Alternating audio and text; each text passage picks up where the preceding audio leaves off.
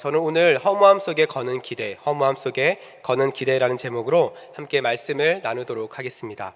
영국의 유명한 가수이자 작곡가였고 비틀즈 그룹의 멤버였던 존 레논이라고 하는 가수가 있습니다. 이 사람이 불렀던 노래 중에 이매진이라고 하는 노래가 있는데요.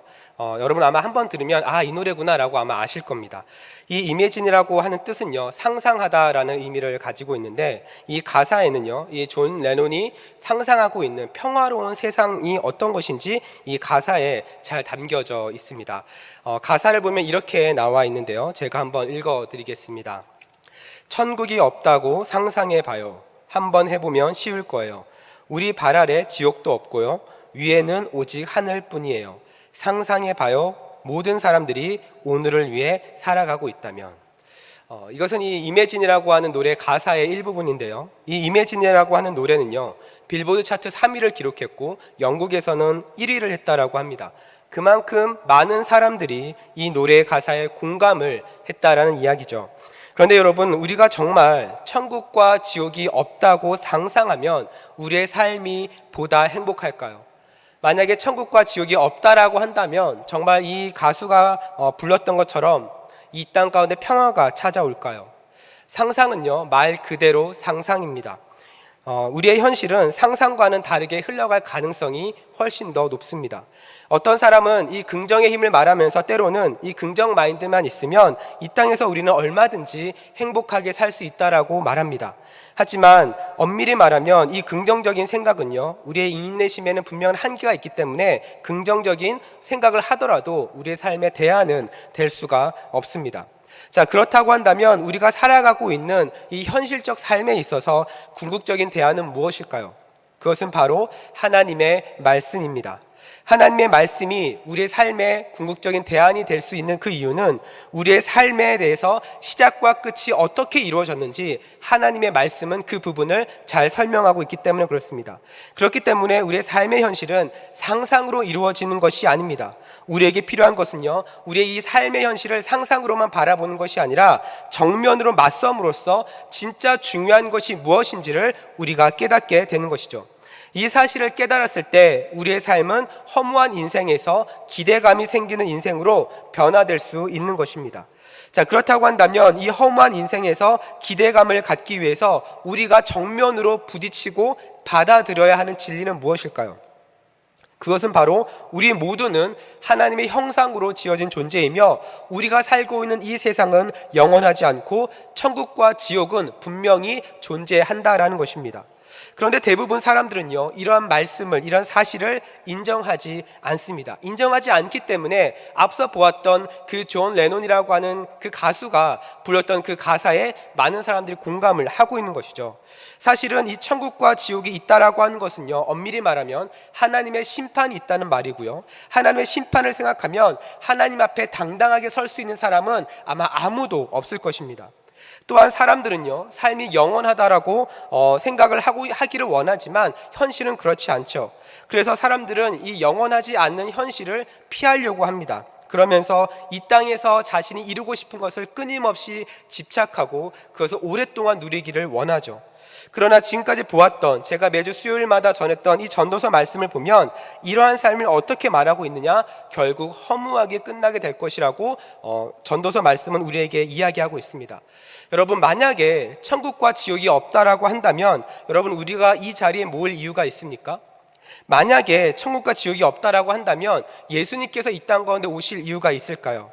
사람들은요, 눈에 보이는 것만을 가지고 현실을 말하고 싶어 하지만 진짜 현실은 눈에 보이지 않는 것도 존재하고 있다라고 하는 사실입니다. 그렇기 때문에 우리는 이 땅에서 살아가는 현실과 동시에 천국과 지옥에 대한 내세적인 소망을 함께 갖는 것이 너무나도 중요한 것이죠. 이 균형을 잡지 못하면 사람들은 이상과 현실 간의 간격이 점점 커지고, 이 간격이 커지면 커질수록 어려운 일을 만났을 때 현실을 부정하다가 허무함과 상실감에 빠지게 되는 것입니다. 자, 이러한 상황에서 우리에게 필요한 것은 무엇일까요? 바로 현실을 올바르게 볼 수 있는 지혜입니다. 오늘 우리가 읽은 이 본문에서 가장 많이 반복되어지고 있는 표현, 그리고 단어 또한 지혜입니다. 여러분, 이 지혜는요, 학벌이 있다고 해서 만들어지는 것도 아닙니다. 또한 오랜 시간, 오랫동안 살았다고 해서 생기는 것 또한 아닙니다. 왜냐하면 이 지혜는 하나님으로부터 시작되는 지혜이기 때문에 그렇습니다. 오늘 본문 전도서 7장 11절 말씀을 세번역에서는 이렇게 이야기를 합니다. 지혜는 유산같이 아름답고 햇빛을 보는 자에게 유익이 되도다. 이렇게 이야기합니다. 여기서 말하는 햇빛을 보는 자는 햇빛 없이 살 수 없는 모든 사람을 이야기합니다. 바로 저와 여러분이죠. 그래서 이 지혜는 모든 사람에게 유익이 될 뿐만 아니라 오늘 본문 12절은 이 지혜가 저와 여러분을 살린다라고 이야기를 합니다. 자, 그렇다고 한다면 우리는 이 지혜를 어떻게 얻을 수 있을까요? 어떻게 이 지혜를 깨달을 수 있겠습니까? 대표적으로 두 가지를 소개할 수 있습니다. 첫 번째는 무엇이냐면 바로 여러분 안에 계시는 성령 하나님을 인정하고 순종했을 때에 이 지혜를 얻을 수 있습니다. 출애굽기 35장 31절 말씀인데요, 우리 한 목소리로 한번 함께 읽겠습니다. 시작. 하나님의 영을 그에게 충만하게 하여 지혜와 총명과 지식으로 여러 가지 일을 하게 하시되. 방금 읽은 이 구절은요, 하나님께서 이스라엘 백성들 가운데 성막을 만들 수 있는 일꾼을 따로 불러서 세우셨습니다. 그리고 성막을 어떻게 만들어야 되는지 그것에 대해서 이제 알려주기 시작하는 장면인데요.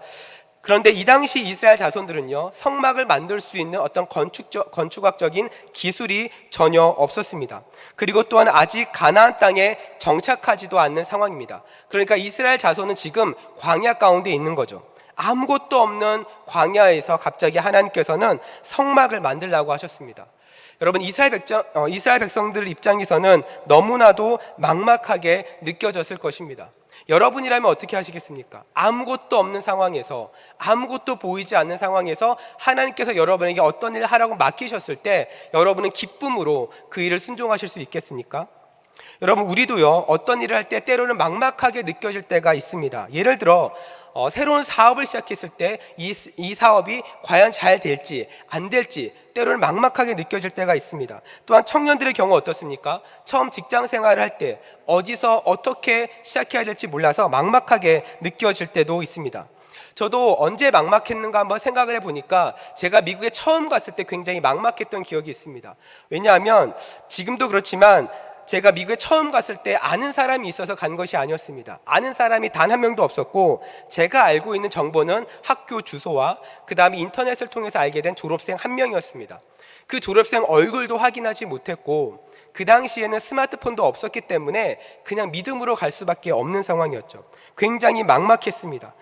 안 나오면 어떻게 하지? 그 사람이 안 나오면 나는 학교까지 어떻게 찾아가지? 이런 생각에 굉장히 막막했던 기억이 있습니다. 그런데 다행히 그 졸업생이 나왔고, 그 다음에 그 졸업생을 통해서 학교에 안전하게 갔던 기억이 있습니다. 10년이 지났지만 아직도 그 날짜와 그 상황이 생생하게 기억이 남습니다. 이스라엘 자손들도 마찬가지입니다. 이 막막한 상황에서 어떻게 성막을 만들었는가 보니까 성령 하나님께서 그들 가운데 먼저 역사하셨다라는 겁니다. 성령 하나님께서 먼저 시작하라고 말씀하셨다라는 것이죠. 그리고 나서 하나님의 영으로 충만하게 해주시고 그들에게 지혜와 총명과 지식을 허락하셔서 그 일을 감당하게 하셨다라는 겁니다. 무엇을 만들라고 하셨는가 보니까 32절부터 34절 말씀을 보니까 금과 은과 노수로 제작하는 기술을 알게 하시고 보석을 깎는 기술도 말씀해 주시고 다양한 일을 하게 하셨습니다. 자, 그러면서 출애굽기 35장 35절을 보니까 이렇게 이야기합니다. 우리 한 목소리로 읽겠습니다. 시작. 지혜로운 마음을 그들에게 충만하게 하사 여러 가지 일을 하게 하시되 조각하는 일과 세공하는 일과 청색, 자색, 홍색 실과 가는 배실로 수 놓는 일과 짜는 일과 그 외에 여러 가지 일을 하게 하시고 정교한 일을 고안하게 하셨느니라. 이스라엘 자손들이 어떤 기술이 있어서 경험이 있어서 성막을 만든 것이 아닙니다. 성막을 만드는 작업이 바로 하나님으로부터 시작이 되었다라는 것이죠. 사랑하는 우리 성도 여러분, 우리 하나님은요, 이 땅에서 사는 하나님의 자녀들에게 어떻게 일을 하시느냐? 바로 이렇게 일을 하십니다. 어떤 일을 맡기셨을 때 그냥 너 한번 해봐 라고 하시고 그냥 팔짱을 끼고 지켜만 보시는 분이 아니라는 거죠. 그 일을 감당할 수 있는 새 힘과 능력도 함께 주시는 분이라는 겁니다. 어떤 사람은요, 이 지혜를 때로는 처세술처럼 생각하는 사람들이 있습니다. 어떤 어려움을 당하면 성경을 보면 이렇게 해라라고 하는 처세술처럼 생각하는 경우도 있습니다. 하지만 하나님으로부터 시작되는 지혜는 세상적인 처세술과는 굉장히 다르죠. 굉장히 실제적이고 삶에 밀접한 관련이 있으며 막막한 상황 가운데 있다 할지라도 어떻게 하면 앞으로 나아갈 수 있을지를 그 방향을 우리에게 알려줍니다. 더 나아가 우리의 영혼을 살게 하는 것이 바로 성령 하나님의 역할인 것이죠. 그래서 여러분, 때로는 우리가 교회는 다니지만 하나님의 말씀에 순종하면서 살아가는 것이 막막하게 느껴질 때도 있습니다. 하지만 여러분 가운데 하나님의 지혜가 임하면, 지금 이 시간부터 하나님의 지혜를 구하며 나아갈 때 이스라엘 자손들에게 하셨던 것처럼 여러분에게 여러 가지 일을 감당할 수 있는 총명과 지식과 지혜를 하나님께서는 허락하실 수 있는 분이라는 것입니다. 그래서 여러분이 직장이나 가정이나 혹은 사업장에서 어떠한 문제를 만났을 때, 어떠한 어려움을 만났을 때 가장 먼저 해야 될 것이 무엇입니까? 하나님의 지혜를 구하는 것입니다. 그리고 이 지혜가 어떻게 시작이 됩니까? 바로 하나님의 영이신 성령님으로부터 시작을 한다라는 것이죠. 실제로 성령님께서 하시는 중요한 사역 중에 하나가 바로 저와 여러분을 진리 가운데 인도하시고 그 말씀을 깨닫게 해주시는 것입니다. 그래서 요한복음 16장 13절을 보니까 이렇게 말합니다. 우리 한 목소리를 읽겠습니다. 시작. 그러나 진리의 성령이 오시면 그가 너희를 모든 진리 가운데로 인도하시리니 그가 스스로 말하지 않고 오직 들은 것을 말하며 장래일을 너희에게 알리시리라. 여러분, 이 말이 무슨 의미입니까? 때로는 우리의 인생이 막막하고 불안하고 어디서 어떻게 시작해야 될지 모르는 상황일 때 성령 하나님을 구할 수 있다는 겁니다. 왜냐하면 성령 하나님께서 우리를 진리 가운데 인도하고 우리가 그 진리함 가운데 인도함을 받을 때 삶의 분명한 방향, 미래의 일을 우리가 깨닫게 해주신다고 말씀하고 있기 때문에 그렇습니다. 사랑하는 우리 성도 여러분, 여러분은 이 성령 하나님의 역사를 인정하고 계십니까? 그 성령 하나님의 일하심을 믿으십니까? 우리가 잘 알다시피 성령님은요, 하나님의 영이시기 때문에 우리 눈에 보이지 않습니다. 보이지 않기 때문에 때로는 잊어버리고 그냥 지나갈 때도 많습니다. 하지만 보이지 않는다고 해서 존재하지 않는 것은 아니죠. 예를 들어 우리 바람을 예를 들 수 있지 않습니까? 바람은 우리 눈에 보이지 않습니다. 그러나 바람이 불면 어떻습니까? 시원합니다. 요즘같이 뜨거운 여름에 바람이 불어주면 얼마나 시원한지 모르겠습니다. 이처럼 성령님도 우리 눈에 보이진 않지만 그 성령 하나님의 존재를 인정하며 믿음으로 순종하며 나아갔을 때 여러분의 인생이 허무함으로 끝나는 것이 아니라 하나님을 통한 그 기대감을 가질 수 있는 줄로 믿습니다. 그 하나님께서 여러분에게 지식과 총명을 주실 것입니다. 그 하나님께서 여러분을 진리 가운데로 인도하셔서 깨닫게 하실 것입니다. 또한 그 하나님께서 여러분의 선한 목자 되어주셔서 허무함이 아니라 부족함이 없는 하나님이 기뻐하시는 삶으로 인도하실 줄로 믿습니다. 두 번째로 하나님으로부터 시작되는 지혜를 얻기 위해서는요, 하나님을 예배하는 것이 너무나도 중요합니다. 잠언 9장 10절을 보니까요, 이렇게 이야기합니다. 우리 한 목소리를 읽습니다. 시작. 여호와를 경외하는 것이 지혜의 근본이요 거룩하신 자를 아는 것이 명철이니라. 여러분, 여호와를 경외하는 것이 무엇입니까? 여기서 말하는 경외는요, 하나님의 존재 앞에 압도되는 것을 이야기합니다. 그래서 존경심이 생기는 마음을 바로 경외하는 것으로 표현을 하죠.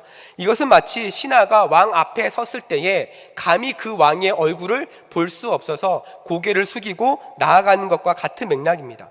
다시 말해서 하나님으로부터 시작되는 지혜를 경험하기 위해서 필요한 것은요, 예배를 통해서 하나님의 은혜에 압도되는 것입니다. 사랑하는 여러분, 여러분은 매 예배 때마다 하나님의 그 은혜에 압도되고 계십니까? 우리를 압도하는 가장 대표적인 하나님의 은혜는요, 바로 십자가의 은혜입니다. 그리고 이 자리에 앉아있는 여러분 모두는 그 십자가의 은혜에 압도되어서 지금 이 시간 하나님의 자녀로 이 자리에 앉아있는 줄로 믿습니다. 이 십자가의 은혜에 압도된 대표적인 한 사람을 우리는 알고 있습니다. 바로 사도 바울이죠. 십자가의 은혜에 압도되기 전에 이 바울은 우리가 잘 알다시피 구원을 얻기 위해 누구보다 율법을 많이 공부했고 율법을 지키려고 엄청나게 많은 노력을 했습니다. 그러나 어떻게 됩니까? 부활하신 예수님의 은혜를 몰랐던 바울은 그리스도인을 잡아 죽이려고 했죠.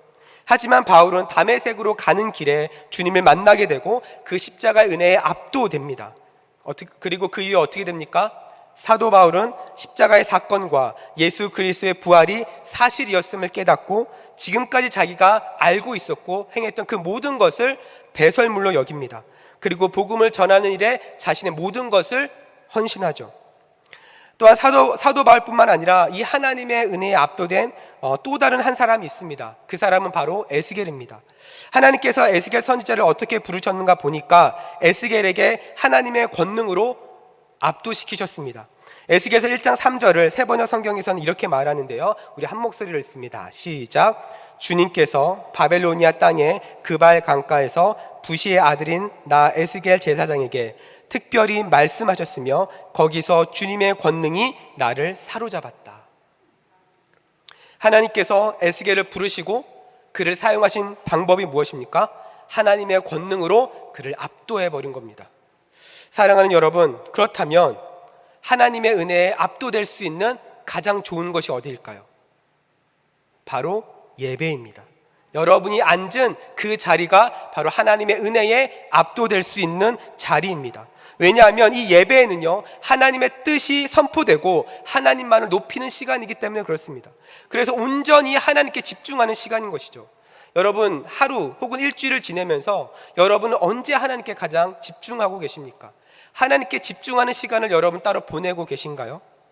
우리가 매주 예배를 드리면서 하나님 앞에 나아갈 수 있는 그 이유는 하나님께서 저와 여러분을 부르시기 때문인 줄로 믿습니다. 그리고 그 부르심에 반응하며 나아갔을 때에 우리는 하나님의 은혜에 압도될 수 있는 겁니다. 만약 여러분이 오늘 예배를 드리면서 여러분을 향하신 하나님의 뜻을 발견할 수 있다면 그것은 하나님께서 여러분에게 허락하신 말씀인 동시에 여러분을 살리는 지혜로 이어질 줄로 믿습니다. 그래서 우리가 이 땅을 살면서 험함 속에 빠지지 않기 위해서 중요한 것이 바로 예배의 자리를 잘 지키는 것입니다. 실제로 우리는요, 힘든 일을 만나면 그 문제가 해결되기까지 교회에서 안 보이는 사람이 있습니다. 그런데 여러분, 이것은 지극히 잘못된 방법이죠. 오히려 반대로 더 예배를 사모할 수 있어야 합니다. 왜냐하면 예배를 통해 하나님을 만나야 하나님께서 허락하신 위로와 다시 일어날 수 있는 힘과 지혜를 얻을 수 있기 때문에 그렇습니다. 그래서 예배는 우리의 삶에서 뗄래야 뗄 수 없는 매우 중요한 요소이며 하나님께서 저와 여러분을 창조하신 이유이기도 하고 또한 우리가 지켜야 하는 매우 중요한 가치이기도 한 것입니다. 사랑하는 여러분, 이렇게 우리 안에 역사하시는 성령 하나님께 순종하고 하나님을 경외함으로 예배할 때에 하나님께서 허락하신 지혜를 우리는 누릴 수 있는 줄로 믿습니다. 그리고 그 지혜가 우리를 어떻게 인도할까요? 오늘 본문 12절 말씀 세번역에서 이렇게 이야기합니다. 우리 한 목소리를 읽습니다. 시작. 지혜의 그늘 아래 있음은 돈의 그늘 아래 있음과 같으나 지혜에 관한 지식이 더 유익함은 지혜가 그 지혜에 있는 자를 살리기 때문이라. 뭐라고 이야기합니까? 하나님의 지혜가 여러분을 살린대요. 하나님의 지혜가 저와 여러분을 더욱더 성도답게 그리스도인답게 살 수 있도록 인도하신다라는 겁니다. 그런데 세상은 어떻게 합니까? 세상은요, 돈을 따라갑니다. 돈이 우리를 살린다라고 이야기합니다. 돈만 있으면 무엇이든지 다 가능하다라고 이야기하죠. 그런데 오늘 본문이 뭐라고 이야기합니까? 돈보다 지혜가 더 좋다라고 이야기합니다. 여러분, 지혜가 좋습니까? 돈이 좋습니까? 갑자기 고민이 되시나요? 네. 둘 다 좋으신가요? 네. 여러분, 오늘 본문에 보니까 뭐라고 이야기합니까? 돈은 그늘 같은 역할을 하지만 지혜는 여러분의 목숨을 살린다라고 이야기합니다. 하지만 세상은 무엇을 더 좋아합니까? 돈을 좋아합니다. 하나님을 예배하는 것이 아니라 돈을 예배하기 시작합니다.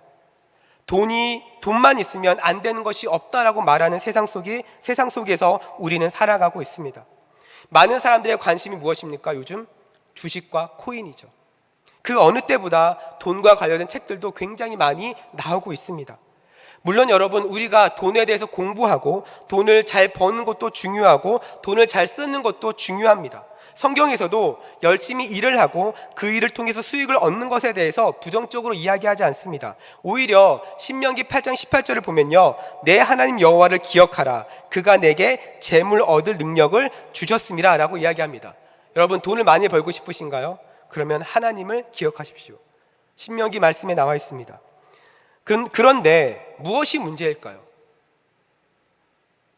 무엇이 문제일까요? 우리가 돈을 사랑하기 때문에 문제가 생기는 겁니다.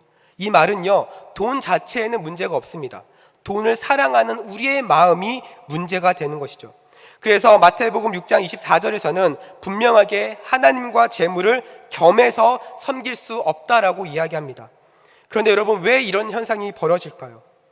왜 우리는 세상에 가면 갈수록 물질 만능주의에 살아가면서 돈만 있으면 다 이룰 것처럼 살아갈까요? 그것은 바로 돈에 대한 하나님의 지혜가 없기 때문에 그렇습니다. 그래서 돈보다 더 중요한 것은요, 하나님의 지혜이고, 돈은 단지 그늘과 같은 역할을 하는 것이지 우리를 살리지는 못하는 겁니다. 우리의 목숨을 살리지는 못하는 겁니다. 우리를 살리는 것은 무엇입니까? 하나님의 지혜인 것입니다. 그런데 여러분, 이 지혜가 없으면 어떻게 됩니까?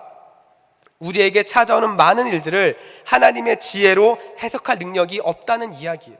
여러 가지 많은 삶의 문제를 경험했을 때 이 지혜가 있어야 이 지혜를 가지고 분별하고 필터해서 나눌 수 있는데, 이 지혜가 없으니 어떻게 됩니까? 세상에서 겪는 문제를 문제로만 받아들이는 거죠. 그래서 사람들은요, 이 문제를 해결하기 위해서 자신의 경험을 떠올립니다. 자신의 경험을.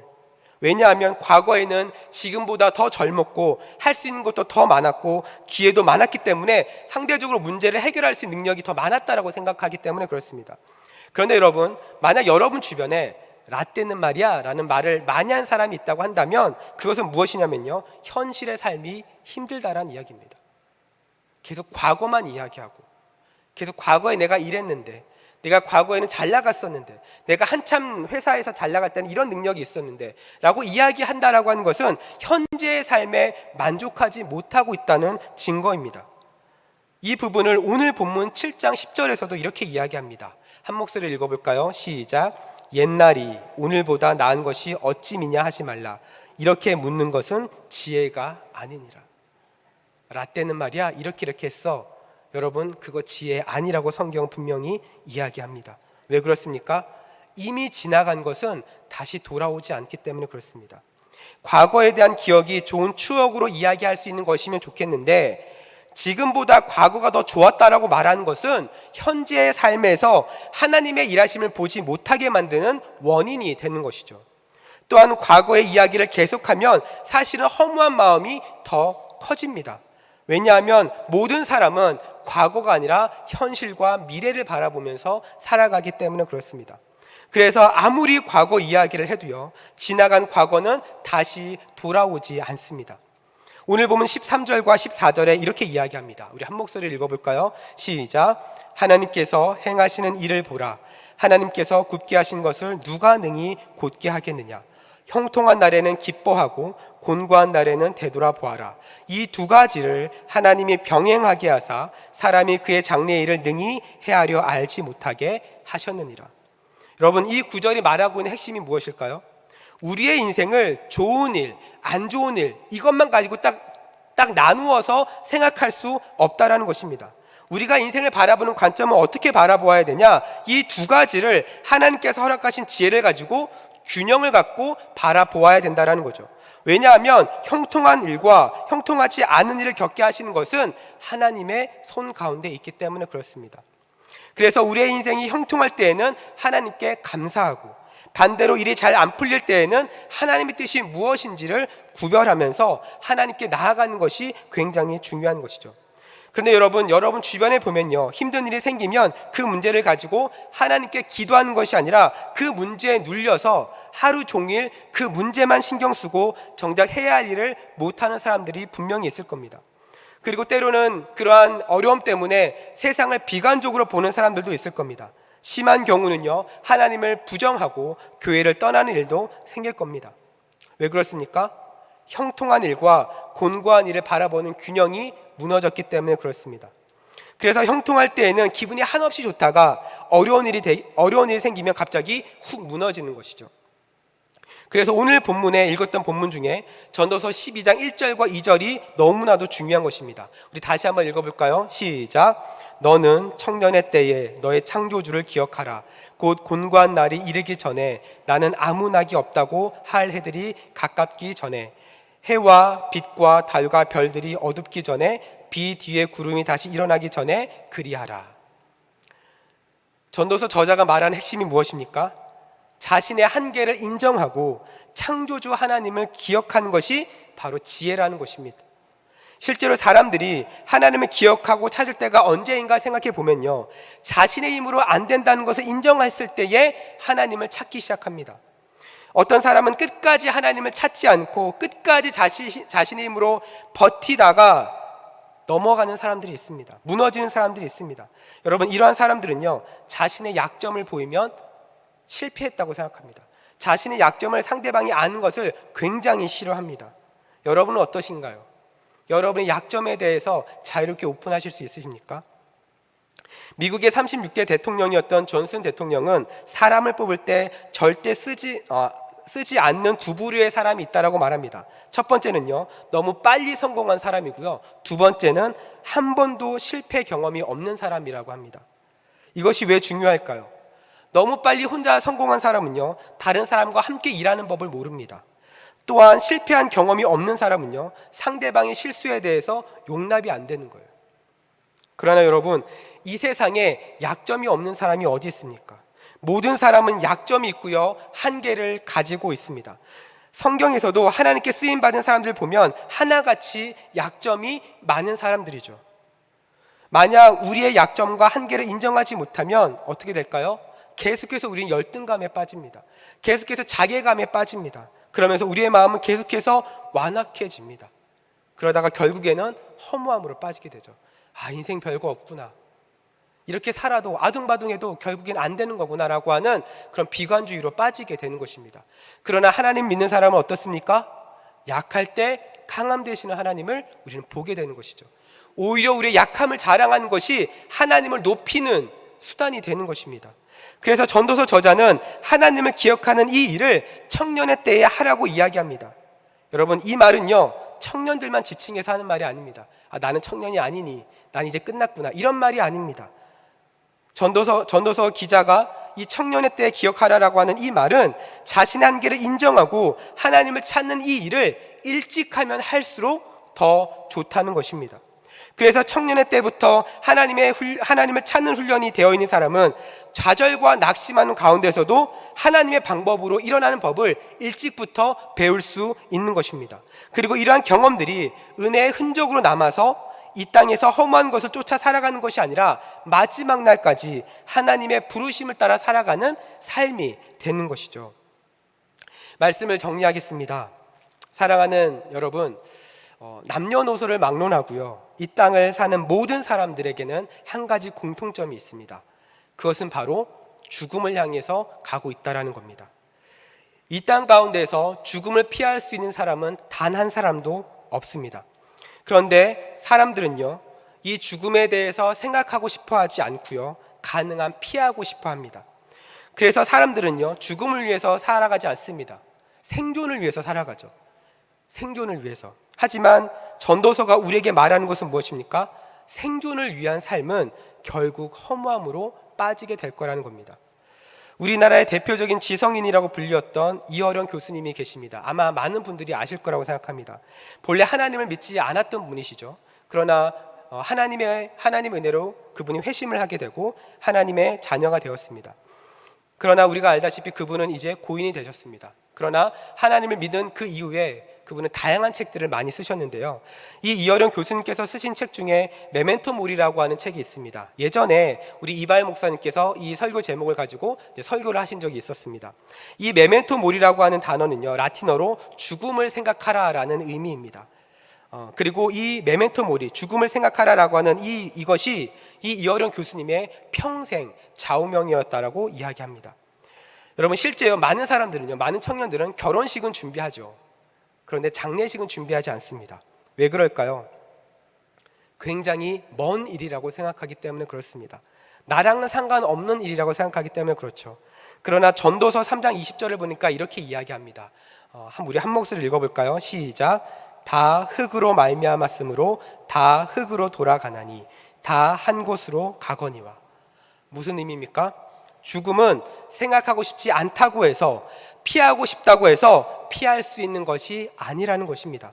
그래서 우리는 이어령 교수님께서 말씀하신 죽음을 생각하는 것 또한 하나님께서 우리에게 허락하신 지혜 중에 하나라는 것이죠. 저는 지난 매주 수요일마다 총 3번에 걸쳐서 전도서 본문을 가지고 여러분과 말씀을 나누었습니다. 어떤 사람들은요, 이 성경 안에서 지혜서로 분류된 잠언과 전도서를 자기 개발서처럼 읽는 사람도 있다고 합니다.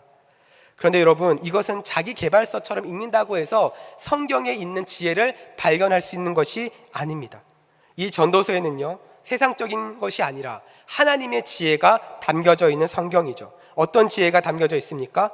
하나님 없이 사는 이 땅의 삶은 결국 허무한 삶으로 끝나게 될 것이라는 것입니다. 그러나 그 가운데 하나님을 발견하면, 하나님을 기억하면, 그래서 하나님을 우리의 삶의 주인으로 인정하고 하나님께서 공급해 주신 지혜를 가지고 살아간다면 그 인생은 무엇입니까? 허무가 아니라 하늘의 소망을 붙잡고 살아갈 수 있다는 것을 전도서는 우리에게 말해주고 있는 겁니다. 사랑하는 여러분, 여러분에게는 이 확신이 있으십니까? 이 말씀에 대한 확신을 여러분은 가지고 계십니까? 여러분은 이 말씀의 은혜를 누리면서 이 땅 가운데 살아가고 계십니까? 여러분은 이 땅을 살아가면서 무엇을 기대하면서 살아가고 계신가요? 어떤 사람은요, 자신의 사업이 더욱더 번창되기를 기대합니다.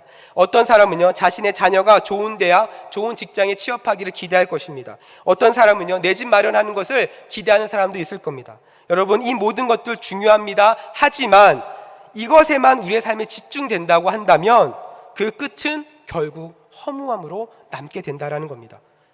무엇을 기대해야 될까요?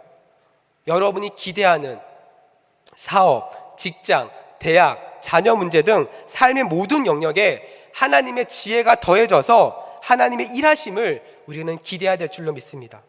여러분이 이런 하나님을 붙잡고 나아갈 때 여러분의 인생의 끝은 허무함이 아니라 하나님에 대한 기대감으로 가득 찬 인생을 살아가게 될 줄로 믿습니다. 그래서 여러분의 삶을 통해 하나님 영광 받으시고 하나님을 자랑하며 하나님 안에서 형통함의 인생을 살아가게 될 줄로 믿습니다. 우리 옆에 계신 분들과 이렇게 한번 고백해 볼까요? 하나님을 기대합시다. 이렇게 한번 인사했으면 좋겠습니다. 우리 시간 함께 기도하며 나아가도록 하겠습니다.